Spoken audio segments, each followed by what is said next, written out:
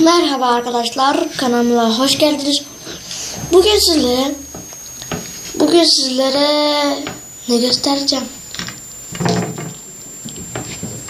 Uzaktan kumandalı bir tekne yaptım arkadaşlar. Şu an işe yaramıyor ama ileride yapacağımı düşünüyorum.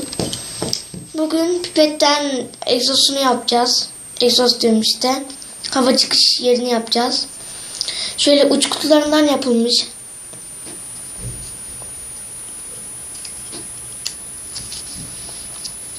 Şöyle bir şey arkadaşlar. Şuralarda şöyle uç kutusu. Bekleyin açayım.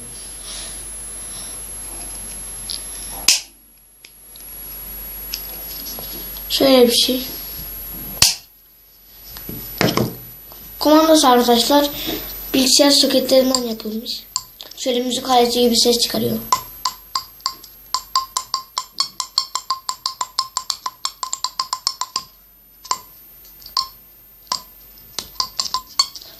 Arkadaşlar bunu en çok maket diye kullanabiliriz. Boyun. Ama normalde tek bir uç kutusunu attığımızda yüzmez.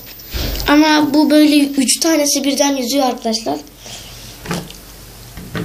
Bugün pipetten buna hava çıkış yerini yapacağız.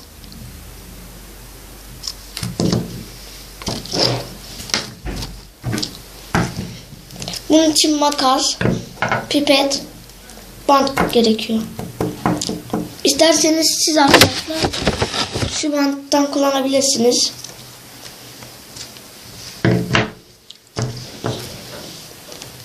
Siyah daha güçlü olduğu için ben siyah kullanacağım. Arkadaşlar şöyle önce ters çevireceğiz. Şöyle göstereyim.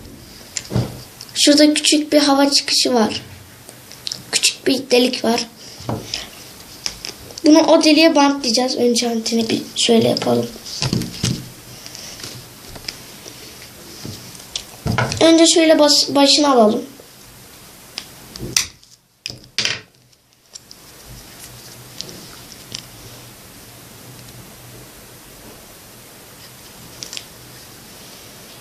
Burası uygun değil.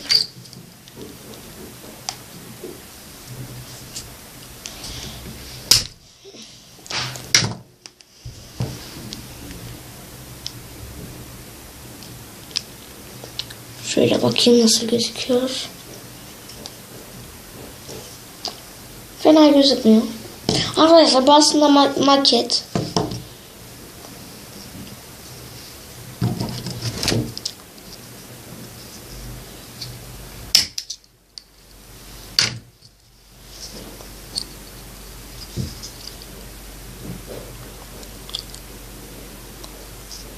Bunu böyle bantlayacağız o yere.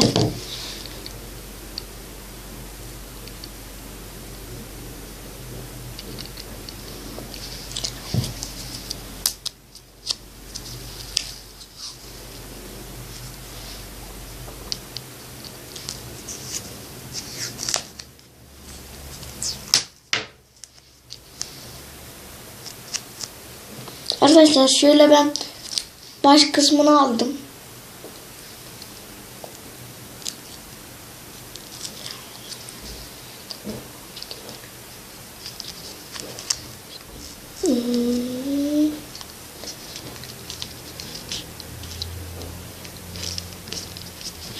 Şöyle dıştan gözükenleri de alalım.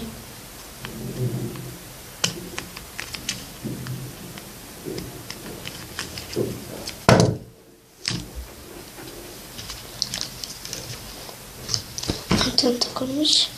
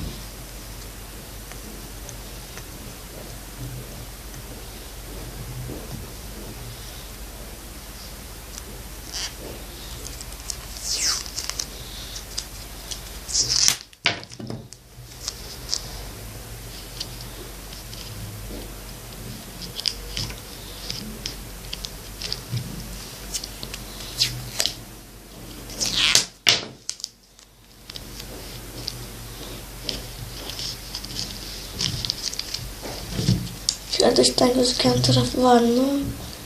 Yok. Arkadaşlar şöyle oldu. Bence maket olarak muhteşem.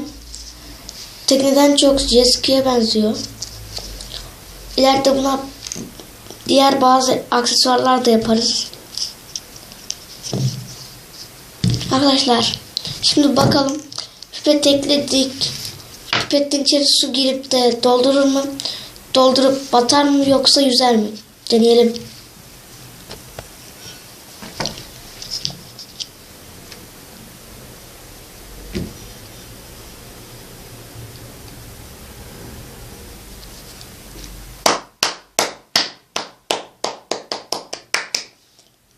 Arkadaşlar şu an muhteşem yüzüyor.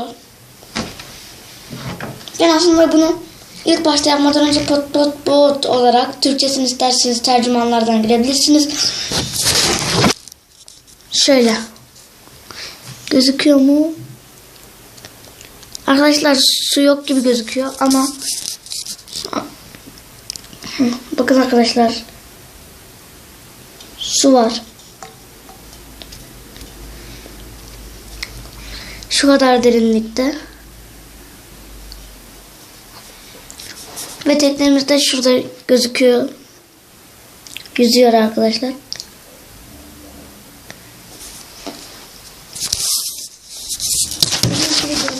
Geldik arkadaşlar. Beğendiyseniz beğen tuşuna basmayı ve abone olmayı unutmayınız. Kendinize iyi bakın. Hoşça kalın.